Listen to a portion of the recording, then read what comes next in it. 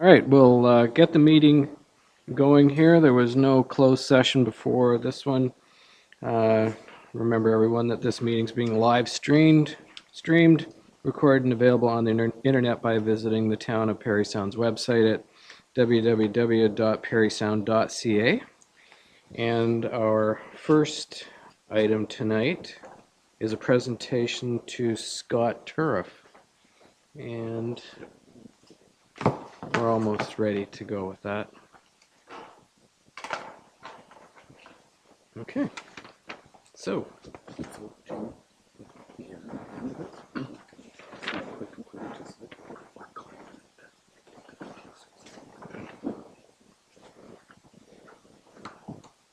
Okay.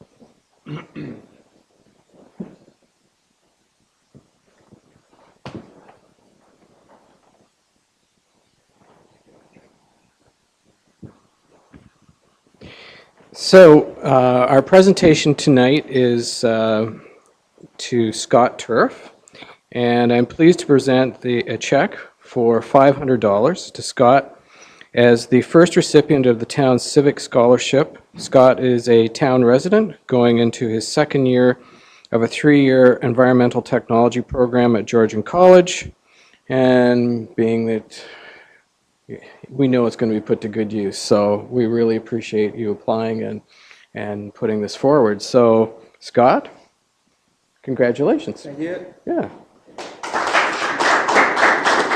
So, I think what we will do is, if we can have council around here, we'll get a picture of Scott. Yeah.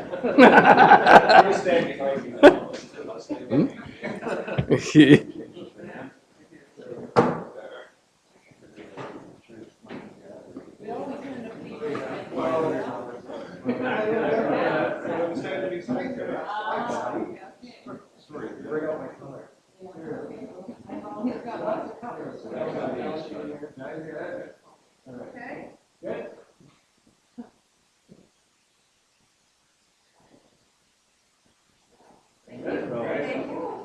Thank you.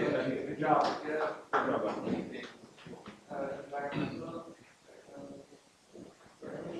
Thank you. Thanks a lot.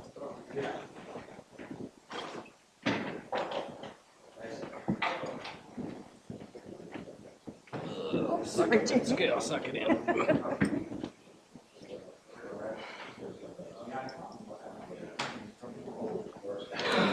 Okay. So,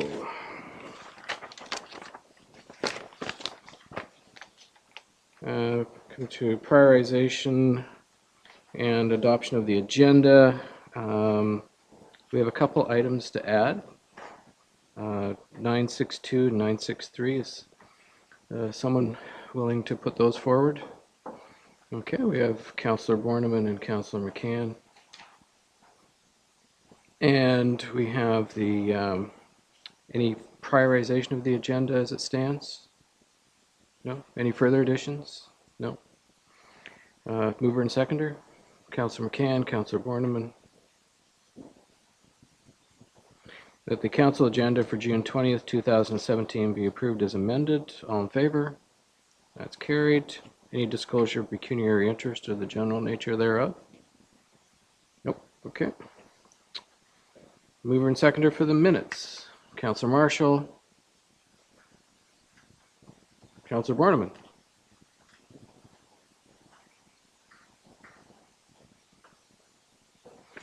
The minutes from the council meeting of June 6th, 2017 be approved as circulated. Any discussion on those minutes? Seeing none, all in favor? That's carried. Questions of staff? Councillor Borneman.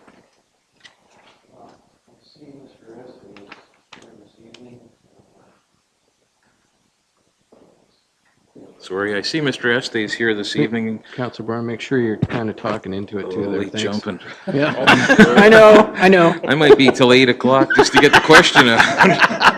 at this rate of going. Mr. Esty, my question to you is, a number of years ago, a building permit, a site plan approval was approved and a building permit was issued to a development on River Street. Somewhere along the line, the project seems to have stalled, and it's been a good long time since any progress seemingly has been completed.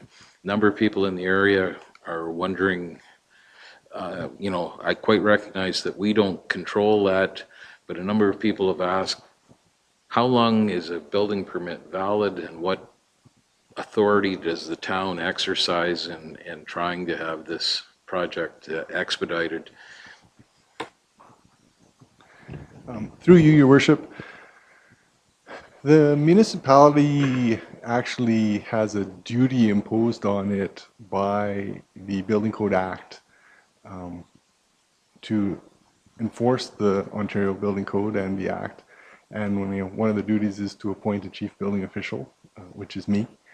And so I carry out the duties of enforcing and administering the Building Code Act on behalf of the municipality. We take in plans and we review plans, and if the plans demonstrate compliance with the building code, we issue permits for the work. And we make inspections of work when people phone. Our permits show on the face of the permit the required inspections, and as a result of inspections, we may issue orders to have people comply if their construction happens to violate the building code. Beyond that, we have very little power and authority to influence construction of buildings. So if a person makes an application, for example, for a development agreement, which is required by a municipal bylaw, and they fulfill all of the requirements of the bylaw, then council will execute the development agreement with those people. We can hold security through a development agreement in order to ensure certain elements of the project are completed, things like stormwater management and paving of parking lots and whatnot. But the actual construction of the building itself is not really controlled by the municipality. So once a person obtains a permit, we carry out our duties under the Act, we make inspections and things like that. But if they elect not to proceed with their work, we have very little option other than to just wait for them. Under the Act, we do have the authority to inspect buildings to determine whether they're unsafe. And if buildings are unsafe, then we have certain powers to try and get that remedied. But it's a pretty high threshold in order to determine that a building is unsafe. It has to be the building itself that's unsafe, not risk. People have to take reasonable care to look after themselves, and that kind of care includes not trespassing and things like that. So I hope that kind of gives you a bit of an answer. Councillor Borneman? Just as a follow-up, Mr. Este, that particular type of construction, there's exposed styrofoam that's, I assume, for insulation value. There's metal pieces strewn about the property. There's some exposed rebar and concrete. Is exposure to weather, the elements, having an impact on the hoped for outcome with this kind of building? Well, the building at 81 River Street that is of concern is being built up from what's called ICF construction, insulated concrete formwork. And basically the technique is you put together a bunch of Lego blocks made out of styrofoam and you fill them with concrete. So in spite of the fact that the insulation might be weathering, it's not really a hazard, and the concrete itself is very, very strong, so there's very little hazard to passers-by or things like that posed by the building as it sits right now. Well, I guess while we're on this topic, I do have a question. Then what I would like to know is the styrofoam UV resistant? Because if the styrofoam's not, because typically they're covered by siding or some type of material. If they're not UV resistant, then it's going to break down, and the metal that's inside there bracing that is going to start to come loose, and or someone could possibly brush up against it and it could collapse. So I think we should find out whether it is or not, because if it's not UV resistant and it stays there much longer, then we have a potential for failure of the styrofoam structure that's there. I think we better find some of that out to make sure. Councillor McCann. Thank you. Again, for Mr. Esty. So, as you were saying, it's pretty well up to the owner, and most owners would be anxious to complete their projects and their construction and get the return on the investment. So, there's no statute of limitations then as far with building permits, and I just, it wouldn't normally be a problem, but I can think of, situations like this that could occur across the province in terms of whether you're in a small town or a big city where construction just sort of, lingers on for month after month, year after year. But as you say, there's no, as long as there are no violation, that there's no time limits on the completion of such a project. That's correct, through you, Your Worship. All right. Anything further with regard to this questioning? No? Councillor Marshall, I think you had your hand up? Okay. Yes, I had a question for Mr. Brown. Anybody that's been driving up Parry Sound Drive the last little bit has noticed that we've got the pavement off. Just want to get an idea of an update as far as when we can anticipate a completion of that project. It's nice to see it going, so. Mr. Brown? Your Worship, I was driving by there tonight and they're actually pulverizing the McDougall side. So they're hoping to complete that tonight and possibly early tomorrow morning. They're fine grading it, packing it. There was some talk of bringing in the pavers before the end of this week. If not, it'll be very early next week. But I'm fairly confident they will be done by, say, early, middle next week, weather dependent. The only thing that will not be done is the complete section of the fitness trail or the recreational trail that we're building. There will be a section that will be done that's along the side of the road, but we won't be completing the off-road section until a later date. Okay, good. A lot of very happy people out there that this is happening, so, yeah. Councillor Saunier. Mr. Brown, we had some rain on the weekend, and it seems that our system is not quite yet set up to handle such a rain event. Now, I understand that every time we redo some roads, we ensure that we separate the stormwater from the wastewater systems, alleviating some of the pressure from our pumps that ultimately runs to our wastewater treatment plant. However, it seems to me that we still have instances where that's not good enough, where there's so many cut acrosses and hookups and whys that just, for whatever reason, through the decades have happened. What can we do going forward to either mitigate this or try to help out? Because I see this as a cost-saving measure going forward, that we're going to burn out pumps. We're doing so much more wastewater treatment than we should be. So what can we do? How can we handle it? And what will it cost? Can I have a price tonight?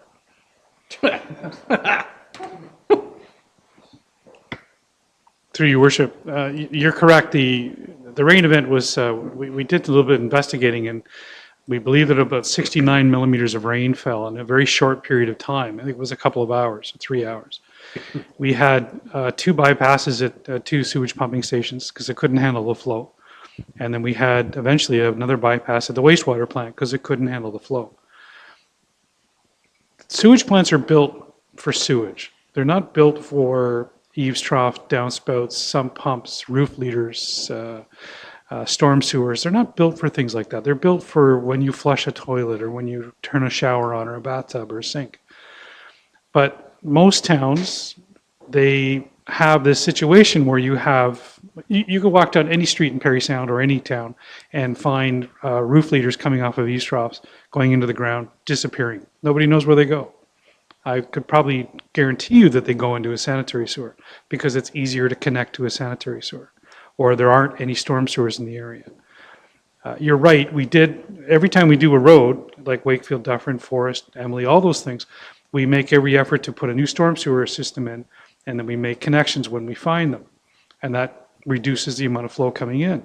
But we still have these rain events. We still have these extreme events where it just wipes out our plant and it bypasses a partial sewage into Georgian Bay.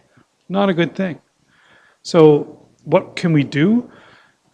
This town needs to look at doing an I&I study, an inflow infiltration study, where you go literally house to house, street to street, and you do things like dye testing, you do smoke testing, you do investigation with cameras just to see where everybody's roof leaders go, where their sump pumps go, where their yard drainage goes. And then when you confirm that they are going into the sanitary, you get them off. You give them opportunities or options of how to do it, but you get them off. Because the more you get off the sanitary sewer from a storm sewer system, the longer your sewage plant will be. The less we'll have to call in staff like we had to do this weekend. And as you say, there'll be, the pumps will last that much longer. I've done a couple of these studies in my lifetime, and they're very, very detailed. And it's amazing how much stormwater you find.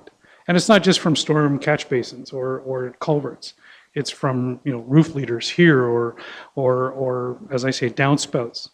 Again, I was on Gibson Street yesterday and at a house, and you could see a downspout going into the ground, disappearing. You don't know where it goes. Chances are it goes into a sanitary sewer because it's just easier to do. So what does the town need to do? They need to conduct an inflow infiltration study, which not only will identify the problem areas, will also allow us to have opportunities to alleviate that. The other thing we need to do is we need to seal up our manholes. We've got many, many hundreds of manholes in the area. Some of them are brand new, some of them are built out of brick, and brick leaks. So, there are systems where you can actually, it looks like a paintbrush on a tube, and it will spray a sealant on each manhole inside, totally seal the manhole up. So that reduces the amount of inflow. We have a camera system where we videotaped every part of town. We know areas that leak constantly. We should go in there and we should fix that. But it takes money. It takes time and it takes money. I can't tell you how much it's going to cost. I really couldn't tell you, but I do think it's important for council to seriously consider this to be a budgetary item in the near future. As I say, I've done this before, and it's amazing what you find. And then you prolong the lifespan of a sewage plant. You allow more development because you have more room at a sewage plant. All these factors sort of go into play. You reduce the amount of staff time. You reduce the amount of electricity that's being used. All these things equate into a long-term savings for the town. Yeah, follow up. So would it be direction then, that we would have direction that this show up come budget season for discussion and deliberation? That Okay. Mr. Brown would be directed to come up with some numbers for the budget? To do an I&I? Or this test? Through your worship, I'd be happy to consider that for 2018 as part of our budget deliberations. Direction, I don't know whether that would be required, but Okay, so direction, right? Thanks, Okay, Peter. Councillor Keith seconded it, so any discussion on that? All in favor? Can I just Okay. clarify, sir? Yep. So come up with some numbers for the infiltration, what do you call it? Oh, your microphone. Sorry, Mr. Mayor. That the direction should include, to come up with some numbers for the inflow infiltration test? through your worship study. Study? Yeah. If that's what you, Okay. okay. Thank you. We're good? Okay. Any further questions of staff? Seeing none. I'll give you a second to finish typing there. And then Ms. Boggs will have the correspondence.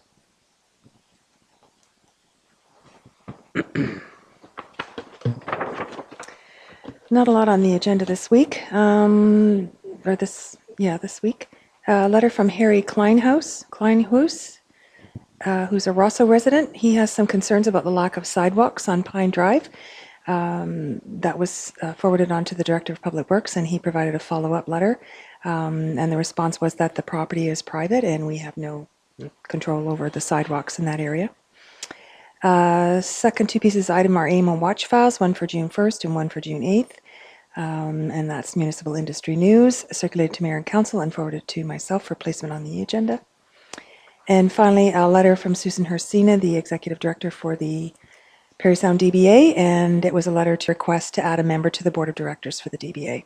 And that was circulated to Mayor and Council and forwarded to myself for follow-up, and it's on this evening's agenda. And that's it, Mr. Mayor. Good, thank you. Our deputation that we had this evening was canceled, so we have Mayor and Council's reports, and we'll start with Councillor Borneman tonight. Thank you, Your Worship. Good evening, everyone. On June 12th, I attended a meeting of the Airport Commission. Cafes doing well. Fuel sales are slower than normal. I expect that this is weather-related. And we continue to work with our engineer and the proponent with respect to the Phase 7 development. On the 14th, the DBA met. Finances for the year appear to be on track. DBA is now partnering with Explorer's Edge with respect to a number of promotional opportunities. And the following morning, on the 15th, the Downtown Steering Committee met. It's been agreed that the steering committee will work with the DBA in developing a renewed strat plan for the downtown. There is also a good deal of discussion about traffic, pedestrian convenience and safety, something that will be of interest to Mr. Brown, potentially adding crosswalks, more crosswalks in the downtown core. And that's my report for this evening, Mr. Mayor. Thank you. Councillor McCann. Okay, thank you very much, Mr. Mayor, council and staff, and people watching here and watching at home. The 73rd, I was on Sunday afternoon of June 11th, I attended the 73rd Annual 295 McPherson Squadron Royal Canadian Air Cadets Inspection. Boy, that's a mouthful. And it was at the Bobby Orr Community Centre. This traditionally follows a special banquet on the last Sunday of May. And congratulations to all the cadets for a successful inspection, a successful year. The squadron's official sponsor is the Royal Canadian Legion, Parry Sound Branch 117. It's believed that this year marks the 70th year the Legion has acted as a sponsor. When the squadron was founded, the Rotary Club of Parry Sound had served. And there's no cost to joining the cadets. The opportunities and the rewards are invaluable. A new session begins in September, and parents and guardians or those interested are encouraged to check out the website aircadetsparrysound.ca. For male or female between the ages of 12 to 18 may join. And just the only other event I'd like to report on is that this previous Wednesday afternoon, on June 14th, I had the privilege of attending the hair sharing event at Mary Jo's Hairstyling in Parry Sound. My job was to videotape the event. There were 10 individuals who donated their hair for the purpose of creating wigs for cancer patients in need. And we also had a special visit from a cancer survivor couple who brought in a couple of wigs to donate to the cause. The hair is going to the Northeast Cancer Division in Sudbury at the hospital, thanks to Mary Jo and her staff, also to Tim Hortons for coffee and Timbits. And thanks to Gord Harrison, who was the second cameraman, and thank you to the North Star and Moose FM for covering the event as well. I have posted some before and after pictures on my Facebook profile, but I will be doing so again along with a little video documentary that I'll have on my own site at dougmccann.ca in a couple of days' time. Thanks to all who were involved with this. Everyone had a lot of fun, and it certainly restores the dignity for a lot of those who are experiencing cancer, and certainly lose their hair during the course of chemo and radiation. So thank you to everyone involved, and that's my report. Okay, thank you. Councillor Sonia? Good evening, everyone, those in attendance, those watching on television. In brief, the business stimulus team has met. We continue to work on several initiatives, those picked out by council and those that are bubbling on the pot and have on the stove for the last 3 or 4 years. We're starting to really work well within the fabric of other organizations such as the CNO Group, Parry Sound Muskoka Community Network. Even the Cherry Chamber of Commerce is trying to take advantage of some of the synergies that we're finding with these different organizations. So things are looking well, they're looking up. Let's hope for some better weather come Canada Day. Happy Canada Day for those of you that are going to attend. We need some sunshine. That's my report. Thank you. Councillor Keith? Thank you, Mr. Mayor, fellow councillors, the public, and of course, staff. First of all, I have to say this is a first for me. I can actually say I gone to no meetings in the last 2 weeks, so that's my first. One meeting was canceled near the last minute, and so my final conclusion would be that tomorrow is Aboriginal Day and also the first day of summer. I hope everybody partakes of either one of those events, and also that Mother Nature will get more cooperative and bring on the heat, please, at least for me, because I'm cold. Councillor Marshall? Good evening, everybody. I, as well, have had a quiet 2 weeks on the council front with only one meeting, beat Councillor Keith by one, and that was of the Parry Sound Public Library Board this morning at 9 a.m. So, I'm going to fill up a bit of time and make a couple public service announcements. If you have kids and need things to do for the kids this summer, I strongly suggest you check out the library's website at parrysoundlibrary.com and check out the children's programming section. So lots of things going on this summer with summer programming, including the TD Summer Reading Club. There's Dues Days on Tuesday mornings in July and August, and of course the popular weekly Kids Story Hour and Crafts on Thursday mornings. For more details on these and other programs, again, check out the library's website. And since this is our last council meeting until the 4th of July, I want to take this opportunity to wish everybody a happy Canada 150. Our nation's sesquicentennial is only 11 days away, and like everybody else, I'm hoping for some good weather. Regardless of the weather, the town does have a full list of activities that should keep everybody entertained, including the fireworks on Georgian Bay in the evening. For people my age or a bit younger, this is likely the only Canadian centenary event that we'll ever witness.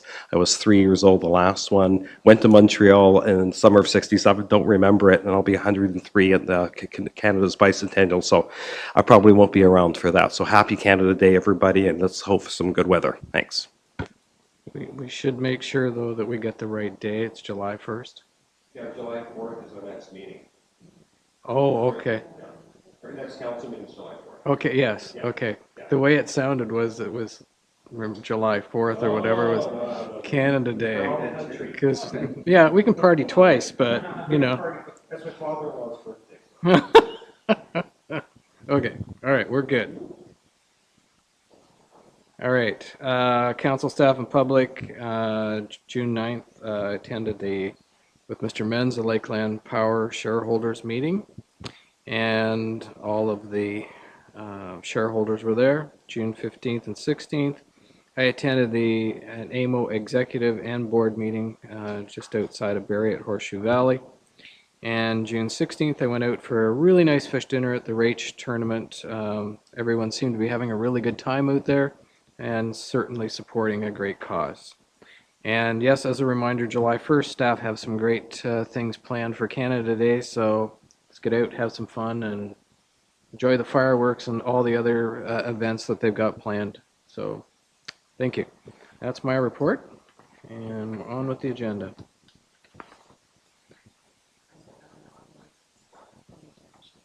Oh, okay. All right. Good enough. Yep.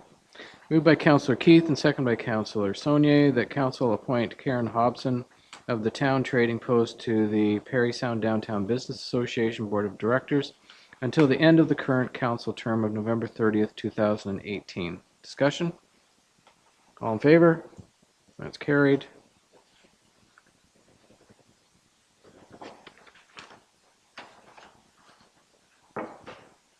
Item 911, moved by Councillor Borneman, second by Councillor Marshall, that council approve the DBA busking policy amended May 2017, attached to Schedule A. Any discussion on the busking policy? All in favor? It's carried.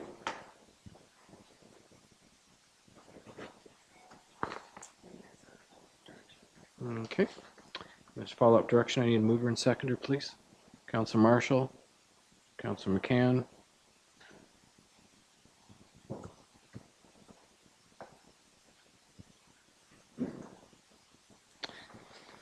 That the Director of Public Works monitor the DBA busking policy over the course of 2017 and report on its effectiveness and bring back a recommended policy as appropriate for future years by April 2018.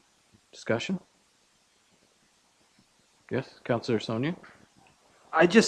Please forgive me, but I don't understand why the Director of Public Works is dealing with busking and not a different department. Shouldn't he be more concerned with water filtration issues than guitar playing?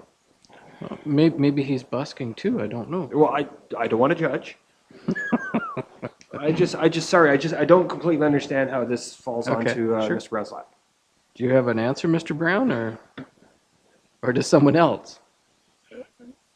Through worship, as I recall, council directed that I be the person responsible for busking Oh, okay. at a previous council meeting.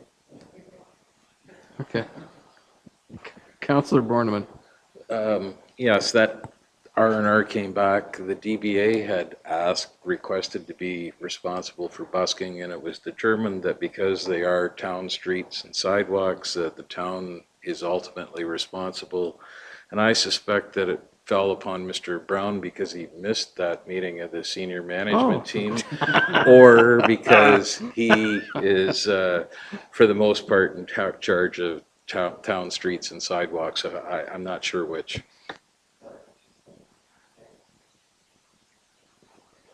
Good enough? All in favor? That's carried.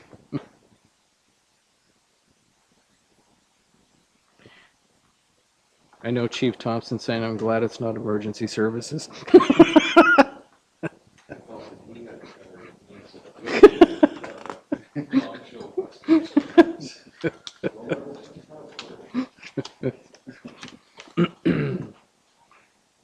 So moved by Councillor Keith and second by Councillor Saunier that council approve the Belvedere Avenue Parking Ad Hoc Committee terms of reference attached to Schedule A, and further that council appoint the following members to sit on the committee.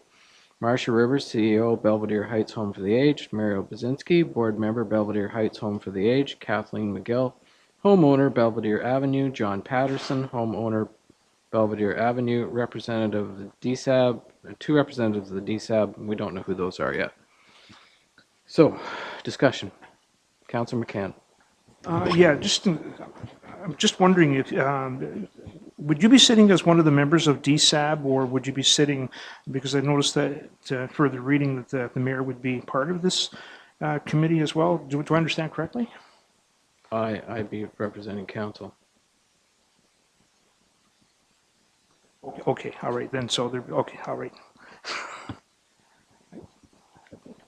Good? That's fine, yeah, I think I know, I think I was thinking of something else, okay. Okay. Any further discussion? Councillor Keith? Yes, I recognize that I am the alternate for the mayor, and what I'm wondering is, in reading the material there as we have it, it would seem that the chair and would be determining the date and the location, the time of the meetings, and I'm just wondering, I don't have an issue with being an alternate. I would have an issue, though, if the meetings were determined to be during the daytime and not at lunchtime, as that would cause me a conflict if indeed it was I would the have to same day agree the with you. mayor, so. I would have to agree with you. Okay, so what I'm suggesting is that there either be another or alternate, or that there be something written in the terms of reference to indicate that those meetings would need to be either at lunchtime or say after 4:30. I would hope they'd be after 5:30. If that would be no problem, then I would be No. happy. I just thought I'd bring that to the attention now. Yep, yep. I think Mr. Brown gets that. Yep. Anything further on this one then? All in favor? That's carried.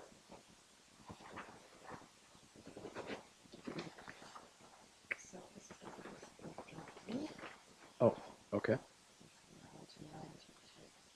Okay. 922. Moved by Councillor Saunier, seconded by Councillor Keith, that in accordance with Section 45, 1.4 of the Planning Act, RSO 1990, CP 13, minor variance applications are permitted before the second anniversary of the day of a zoning bylaw amendment.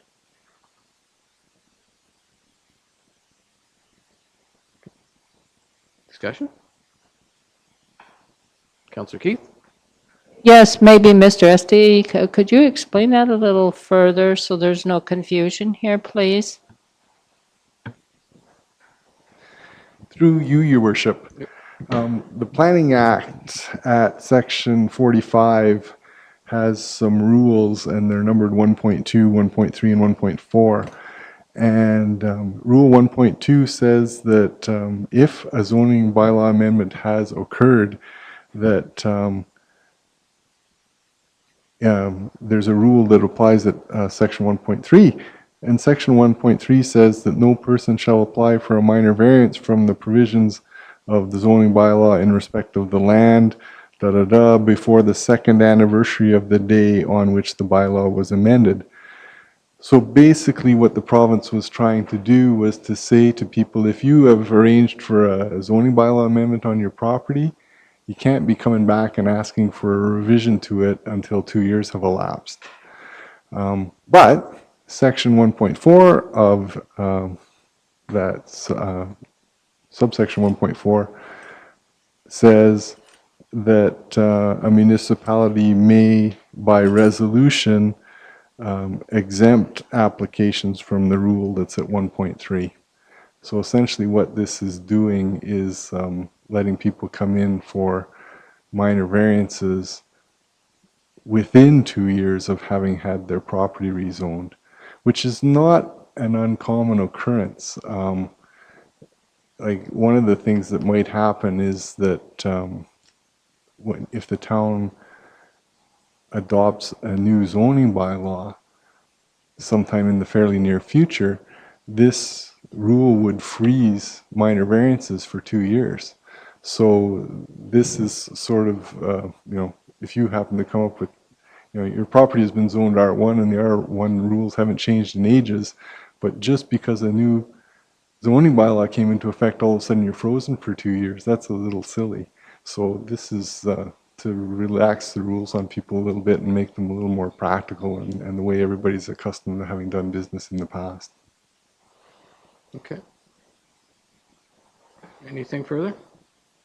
Seeing none, all in favor? That's carried.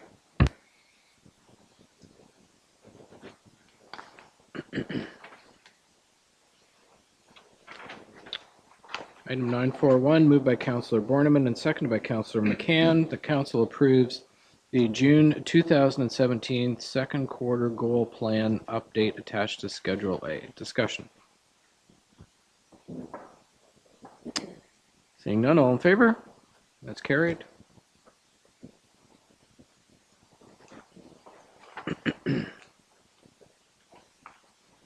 Moved by Councillor Keith and seconded by Councillor Saunier that council accept the 2016 annual investment report attached to Schedule A in accordance with the town's investment policy. Discussion. All in favor? Carried.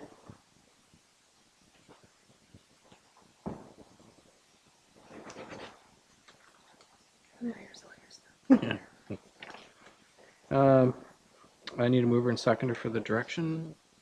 Councillor Keith and Councillor Marshall.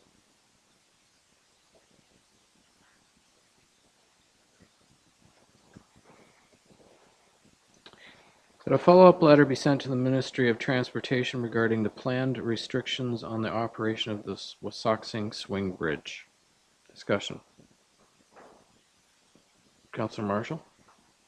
Yes, with the weather we've been having, how many times have we had this year where the swing bridge hasn't opened? Has there been, I've gone through 4 or 5 times myself and been over to Saucing. I haven't seen the time where they haven't not opened it because of high winds. So has it happened to anybody's knowledge?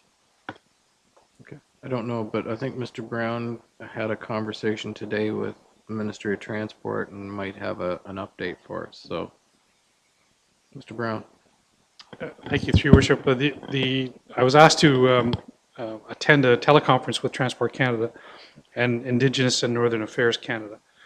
It was a very informative teleconference, and I've made 3 pages of notes, but I will try to be extremely brief. They will be sending each council a review, a series of notes of what happened, what's transpired. But it was quite informative. They started the process of reviewing the so-called wind incidents in 2016, between August and December. And there were 4 incidents of over 30 kilometers an hour between August of 2016 and December of 2016. With regards to 2017, I don't know if there have been any. They did not mention that. But they did go through a series of what they're planning on doing next. I can share that with council now if that helps. Great. Yep. There were a lot of assumptions made as far as the ownership. Everybody knows it's over 100 years old. That there was some assumption of loss of paperwork, and the Justice Department determined that INAC, which I'll use the vernacular for Indigenous and Northern Affairs Canada, they own and maintain the bridge. That's who owns it. The Triple M group was hired to assess the swing bridge last year, which is now WSP. Approximately $2.2 million was spent to bring it to workable conditions as it is now. They are still planning on building a new bridge. Their proposal is it will be built. It will take 4 to 6 years to build this new bridge. That's what they commented on today. The existing bridge, as you know, all have issues. So what they're doing is that Transport Canada has granted a 1-year approval to still be able to swing the bridge this year. But there's still a restriction as far as the kilometers per hour, 30 kilometers an hour. Anything over that, the bridge will not swing. The bridge will swing at the top of the hour every hour. And at 1 p.m. in the afternoon, it'll do it for 15 minutes at 1 to 1:15. There will not be any special openings, according to what they said today. There will be a series of digital signs on either side of the underside going into the bridge, identifying the speed of the wind, so that people in boats coming along will see that if it's over 30, it's not going to swing. If it's under 30, they're okay.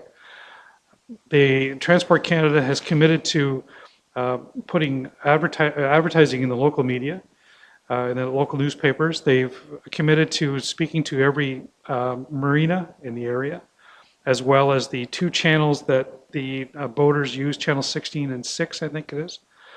There will be a phone number that will be available toll-free that you'll be able to check to see if the bridge is still in operating condition, when it will operate, that kind of thing. But the key is the wind. That's what they're saying. If it's over 30 kilometers an hour, it will not open. But they are committed to ensuring that the public know everything that they need to know.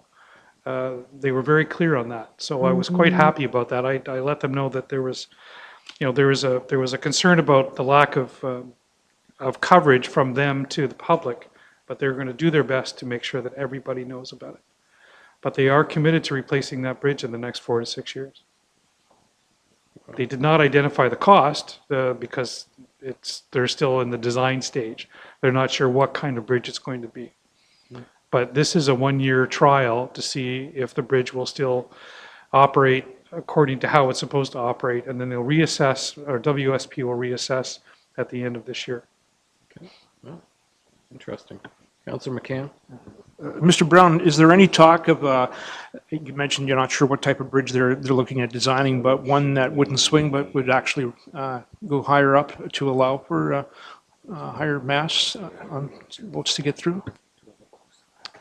Through your worship, I asked Transport Canada numerous times if they know what the design or what the bridge is going to look like.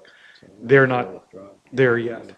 They're not at that stage. They're also looking at purchasing more property in the area because they'll need it for on-ramps, off-ramps, the style of bridge, but they will not commit to the style as of yet. Okay, so I think in light of this, sounds like there's a bit of a plan, and basically this was to find out more and get something out of them. So withdraw this for now. Okay. Okay. Perfect. Okay. So item 962, moved by Councillor McCann and seconded by Councillor Marshall. Whereas the West Parry Sound Refugee Program has been very successful in bringing 2 Syrian families into our community and assisting them with their transition from Syria to Canada.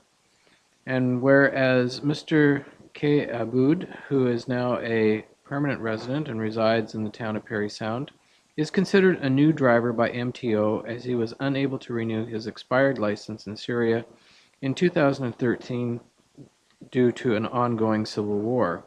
And whereas Mr. Aboud has found permanent full-time employment for Croft Industrial in nearby township of Seguin, and in order to get to work, Mr. Aboud needs to rely on taxis and the generosity of Parry Sounders.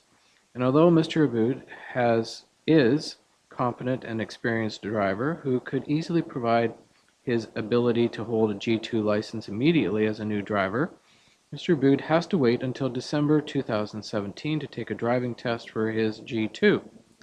And whereas Council has provided support by way of resolution attached to Schedule A to Mr. Norm Miller, MPP for Parry Sound Muskoka, in his intention to approach the Ministry of Transport so that Mr. Aboud can take his G2 test immediately, therefore now be it resolved the Council of the Town of Parry Sound provide a follow-up letter to the Federal Minister of Immigration, Refugees, and Citizenship, the Honorable Ahmed Hussein, and the Provincial Minister of Citizenship and Immigration, the Honorable Laura Albanese, to resolve this issue so that Mr. Aboud and other new refugees who are experienced drivers can take their G2 test expeditiously so that they are able to support themselves and their families in their new home, and further that the letter be copied to Dr. Derek George, Chair of the West Parry Sound Refugee Program, the Minister of Transportation, the Honorable Stephen Del Duca, Premier of Ontario, the Honorable Kathleen Wynne, and the Prime Minister of Canada, the Right Honorable Justin Trudeau. Discussion.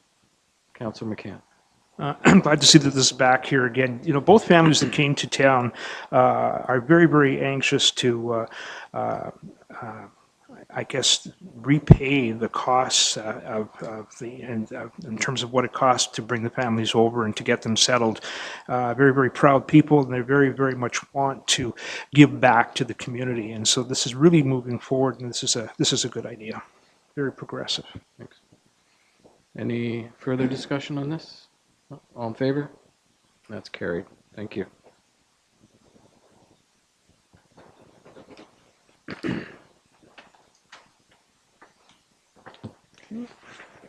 Oh, we need a... Oh, you don't have a seconder? No. Councilor McCann, could you second that?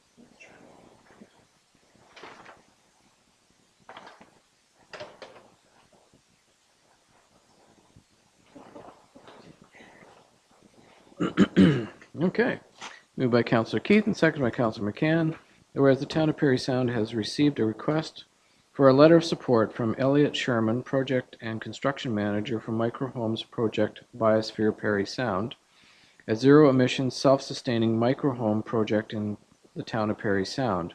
And whereas the town's vision in the strategic plan states that Parry Sound will be recognized as the jewel of Georgian Bay, encompassing healthy, progressive lifestyles, sustainable growth and development. And whereas the town is anchored in the UNESCO World Biosphere, and whereas a key objective of the project is to reduce environmental impacts, and whereas innovation, economic development, and employment are priority goals for Council, and whereas the project will create a range of employment opportunities in areas such as research, design, and the construction of prototypes, now therefore be it resolved that the Mayor be authorized to provide a letter a letter supporting the project locating in the town of Parry Sound. Discussion? Councillor Marshall and then Councillor Borneman. Yes, we got these resolutions this morning. I did a bit of research, and I wasn't able to find anything as far as what these micro home projects. So, did you get anything, or Oh, does yeah. anybody? I think Mr. Harris maybe can good. explain Perfect. more about it, but it's pretty cool. Okay. Yeah. Entertain it. Through you, Mr. Mayor, just a little bit of background. I've been meeting with a gentleman, a representative of the proponent, just small meetings, but over the last couple of months. And through those discussions, it became apparent that his idea of micro homes, sustainable, affordable housing, integrated with technology, seemed to fit with the Parry Sound area. And just as the mayor read through the strategic plan, the environment's important to Parry Sound. the Mr. Harris, environment- you're going to need to move up to the microphone a little bit or pull it closer. Sorry. Thanks. Good. So the environment is an issue for sustainable housing, affordable housing. It's also important to the town of Parry Sound, economic development, et cetera. So there was a lot of commonalities between his objectives and what the town is, council has laid out as their objectives. His thoughts have now progressed where he's applying for funding from an international agency. And just, I think it was the day before yesterday, he asked as part of his funding application, and this will be setting up a corporation too. So there hasn't been, it's not set up as a corporation. They're looking for funding. If the funding comes through, they'll set up a corporation and proceed. But as part of the funding application, he wondered if it was possible to get a letter of support from the mayor. Discussions last evening with the mayor said, well, probably a better idea to bring it to council and get the endorsement of council. And that's why it's on the agenda and, kind of without a lot of lead time. Normally that wouldn't be the case, but this came up just in the last couple of days. They're trying to get their application in over the next week or two. And so that's why it's before you. Okay. Councillor, or you're good now, Councillor Borneman? Councillor Keith?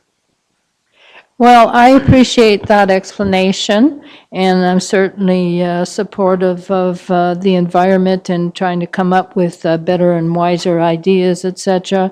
But where I still feel uncomfortable is I don't even know where there is a micro home. I think I would have felt a little bit more comfortable if I'd seen some pictures, heard where, is there any place that there are these buildings already before I raise my hand to support something for funding when I don't really personally have a clue on what it is. And before you answer that, I just think I remember a few years ago, council supported a resolution that it turned out afterwards, if we might have done a little more research, we mightn't have supported it because it seemed like we didn't have all the details. So I need to have a little more details before I can support something like this.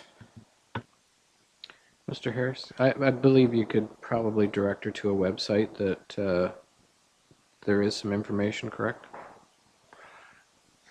There's, through the mayor, there's a lot of information on micro homes and micro home technology. I've received a lot of different pictures, just different attributes of various micro homes around the world, in fact. What this project is, I think, different, and the aspect is you can build a small house. I mean, that's not necessarily rocket science, that's just small. The idea here, and the proponent differentiates what he envisages as the micro homes, the increased use of technology. Technology is everywhere, and it's going to increase throughout our lives and our daily lives. They want to integrate technology, whether it's with schools, whether it's with the healthcare system, and have that into the micro home, so that not only it's just a small living space, it's high tech, and it's integrates with the various fabrics of society.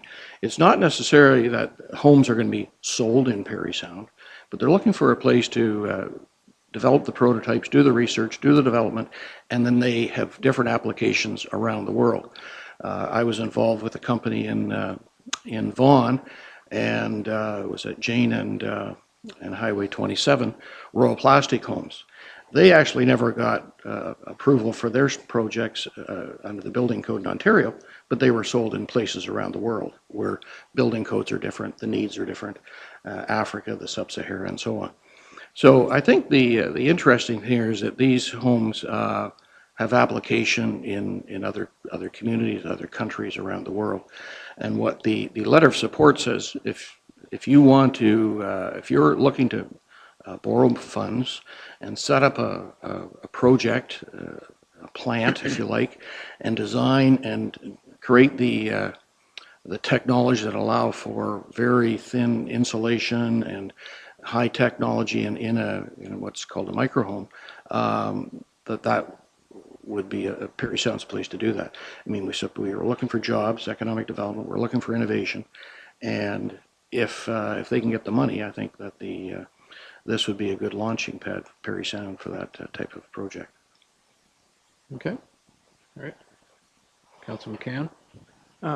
Certainly with respect to Councillor Keith, I think it's safe to support this in principle. As Mr. Harris has talked about, all the ideals, the values, our goals and objectives, being environment friendly and such are, they're there and they fit our official plan.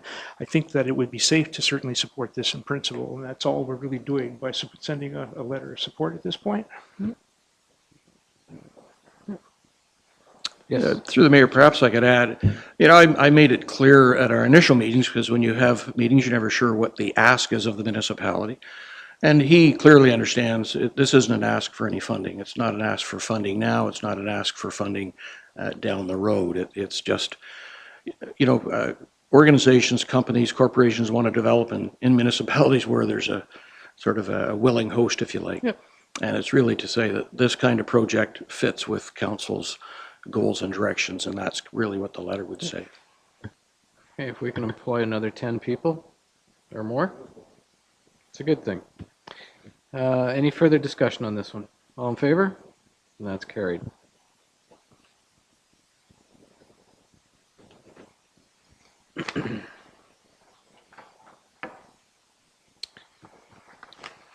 Item 10.5.1, moved by Councillor Marshall, second by Councillor Borneman, that bylaw number 2017-6749 being a bylaw to specify the clawback percentages in respect of properties in the commercial class for the 2017 tax year.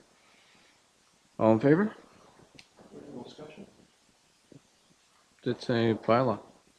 So we've got a couple more to do here. All in favor? It's carried. All members in favor of having the second and third readings? That's carried. Moved by Councillor Borneman, seconded by Councillor Marshall, that the bylaw above mentioned be considered as read a second and third time, passed, signed, and sealed. Discussion. Yeah, I'm just all excited about this. So for Mr. Pinn, could you explain what the clawback percentages are all about and what's happening here, please?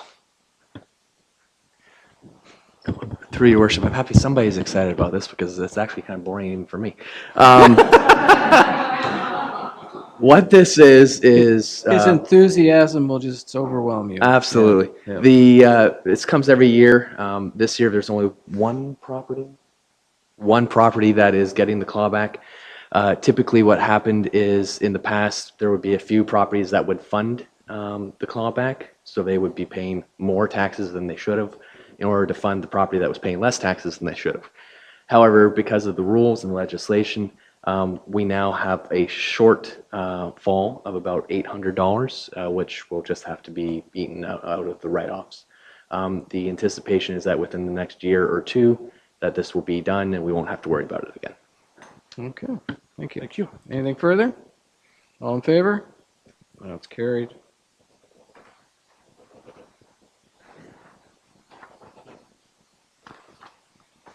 Okay. Moved by Councillor Keith, second by Councillor Saunier, that bylaw number 2017-6750 being a bylaw to confirm the proceedings of council be considered as read a first time. All in favor? That's carried. All members in favor of having the second and third readings? Carried. Moved by Councillor Keith, second by Councillor Saunier, that the bylaw above mentioned be considered as read a second and third time, passed, signed, and sealed. All in favor? That's carried.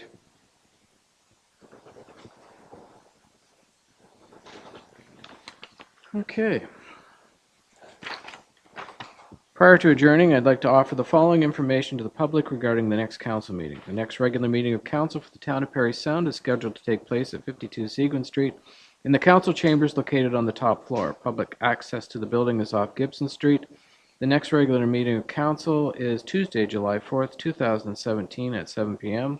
All regular council meetings will be held at 7 p.m. on the first and third Tuesday of each month, except January and August, where only one regular meeting will be held for each of those months. Agendas, changes to the council meeting schedule, and notices of special council meetings will be posted on the town's website at www.parrysound.ca prior to a council meeting. The public is able to view an electronic copy of the complete agenda with attachments on the town's website. Just search council calendar and the date of the meeting. Should you wish to receive the combined agenda via email, you may make that request on our website or contact the clerk at the municipal office. The minutes of the council meetings will be posted within 2 days after the council meetings on the town's website and will be posted on the bulletin board located in the municipal office entrance. All regular and special council meetings are now live streamed. Please check the news and public notices on our website at www.parrysound.ca for instructions to watch live or see earlier council meetings. Cogeco will air the regular Parry Sound Council meetings on Saturday at 9:30 a.m. following a regular council meeting. Should you have any inquiries regarding scheduling and times for viewing the council meeting, please visit www.cogecotv.com under scheduling. And last meeting, that was Cogeco's last meeting, and I would like to thank them on behalf of council for the many years that they've put into providing coverage of our council meetings. And that note, thank you everyone and have a great night.